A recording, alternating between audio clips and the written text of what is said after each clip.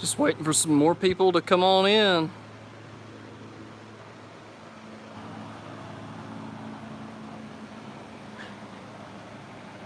We got one here. What's up, guys?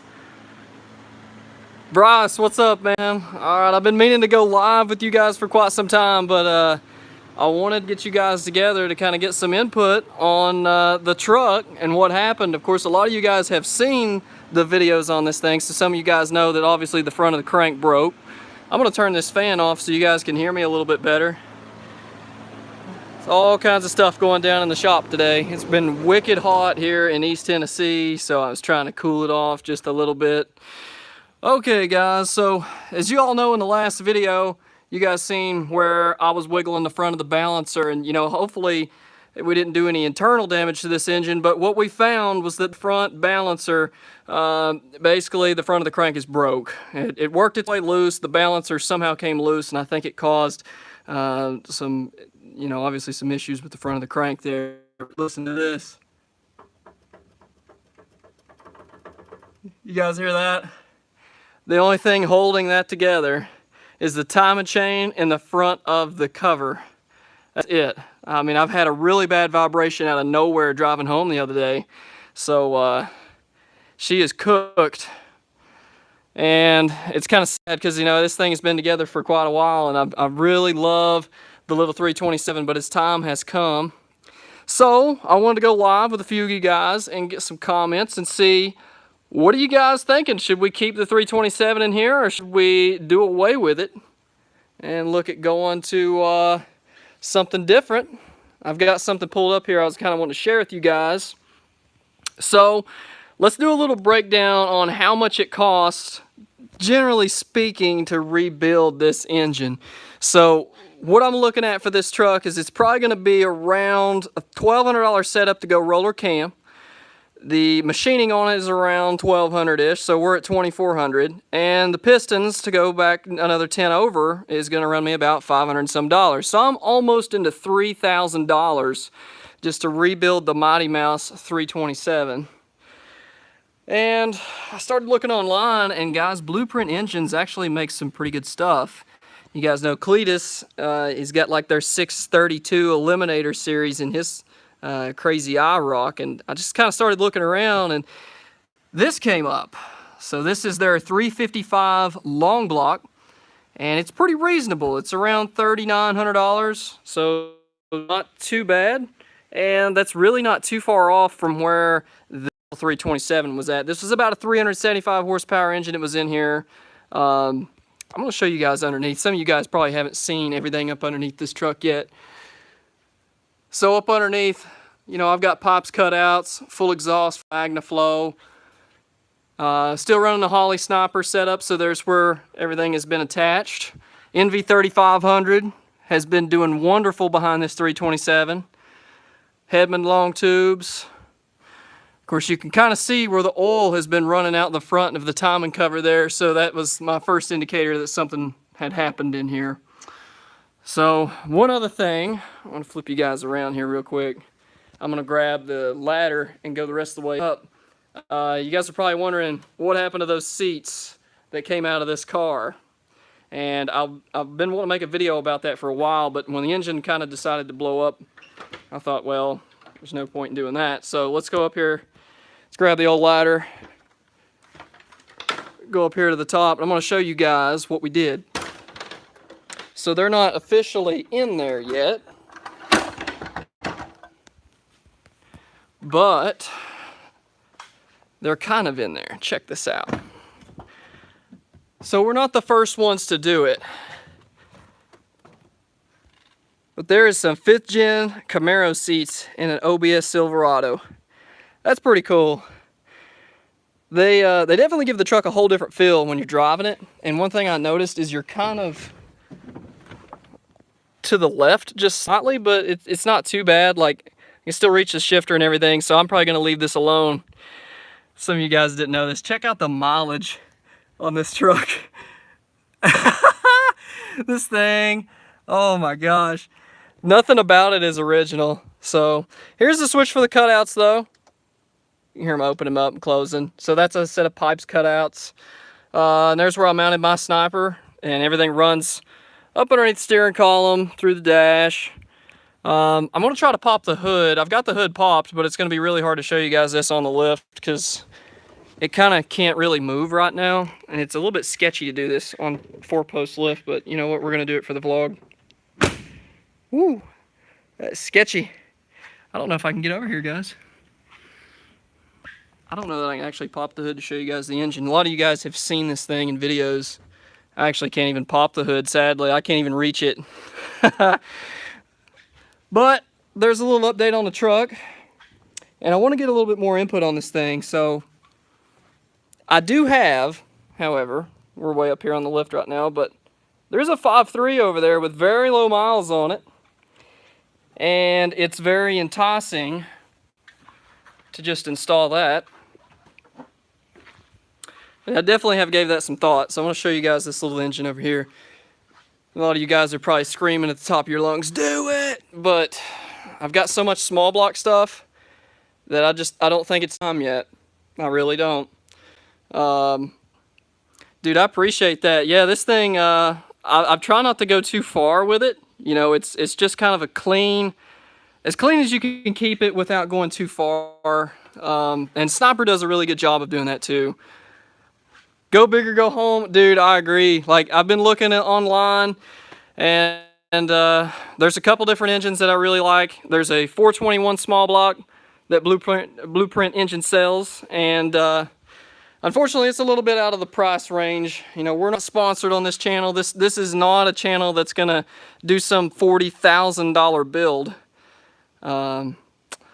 I agree, yeah, the 5.3 is definitely enticing to put back in this thing, for sure. I mean, that engine has 70,000 miles on it. So the only thing is, by the time I do all the headers and the swap kit and the tune and everything, I'm gonna be into that for probably around $4,000. So it's about the same price as this, and then this can probably make more power for what I'm doing as far as just everything that I have in here. You know, Holley Sniper is good to, I think it's around 600, 650 is what this supports. So yeah, guys, that's kind of what I'm thinking. I'm thinking that we're probably going to end up going this route right here and putting our Sniper kit on it. Yeah, dude, the videos on the little S10. I know you guys are probably wondering about the S10. It got rear-ended, and of course it's sitting in the garage, just hanging out over there waiting for the guy to come and fix it. He's gonna call me when everything's ready. But yeah, I'm super excited for that little S10 to get back. So here's kind of the second part of this that I want to talk to you guys about. So here's the cool thing. If we do this Blueprint engine and we decide to put that in the muscle truck, that frees up this short block. So actually we'll get a long block out of the deal because we're gonna get heads off of this. We're gonna get all that stuff. And I think I'm gonna put it in my S10. So if we do a Blueprint engines, 355 in this, we're gonna put the Mighty Mouse 327 back in the S10. So I'll get 2 engines out of that. So that was kind of my options, was I either go all out for this truck and do a 421, or, you know, go 355 small block. But I think that's what we're gonna do. I think we're gonna do a Blueprint engines 355, and then Mighty Mouse is going in the S10. Trying to read some of you guys' comments here. There we go. Okay, how do those wheels ride compared to the drag pack? Torm 22. Okay, man. So the Riddlers, I gotta say, they ride really good. And I'm just gonna show you guys the tire size too. A lot of you guys probably, I get a lot of questions about tire size and suspension. So these are Riddler 607s, and they are running a very conservative rear tire. This is a 255/45/20. Advise doing that. I just happened to find these on Craigslist on a killer deal for $1,000.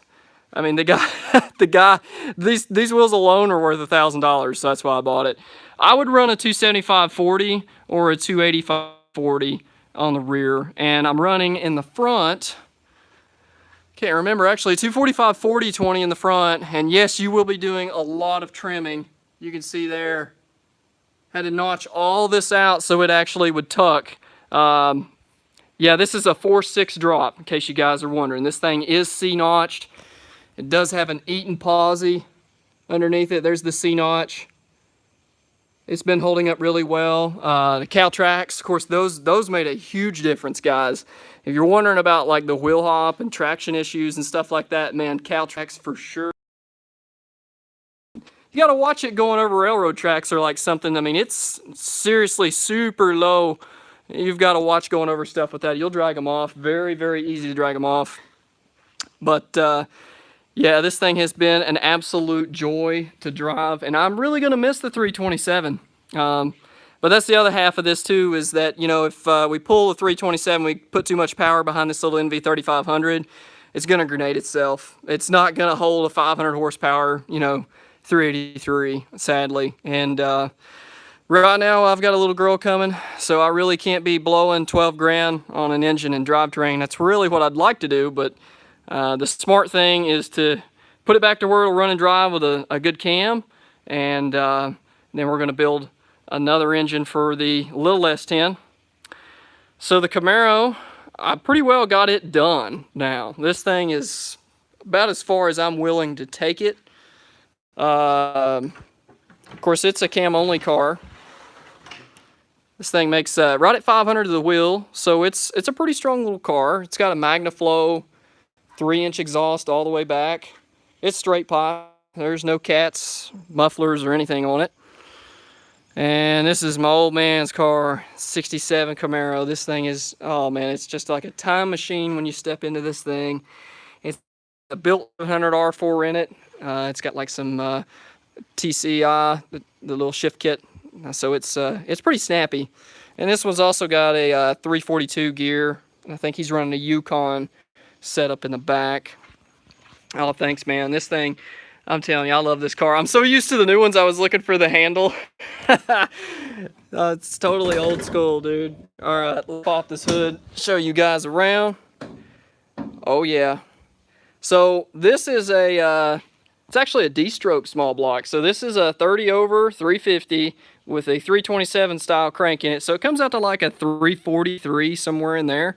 It's around 10.5 to 1, and this is probably about a 450 crank horsepower engine, somewhere in there. Bottom end's all forged. It's got all of our 6-inch rods in it. It is, it definitely could stand a lot more power, that's for sure. I mean, this thing could go like a Jackson blow through.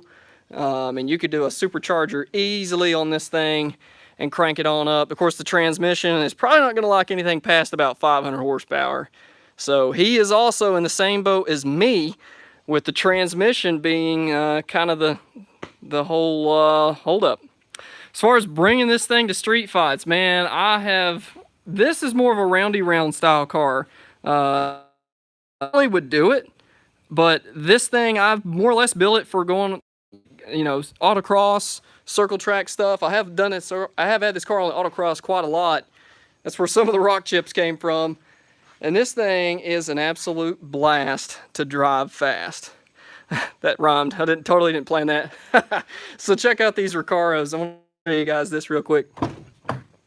I picked these up from Lee C Parts, and I believe they're up north near Maryland. This came from a very low mileage 1LE, and you can see like the car it came out of. They actually took pretty good care of the seats. The only problem is there's a little tear there, which is very common for these seats where the seat belt goes. I did brace this with a little bit of tape there. Actually, it's like a windbreaker style tape, so it actually hopefully will keep from eating through anything. Yeah. So there's a little update on the cars, a little update on the truck. And I hope you guys have enjoyed the videos. I know they've been a little bit here and there, a little bit spotty with stuff. I've been traveling a lot. I've been doing a lot of stuff with the bikes and all that. So we're coming back to the garage. Don't worry.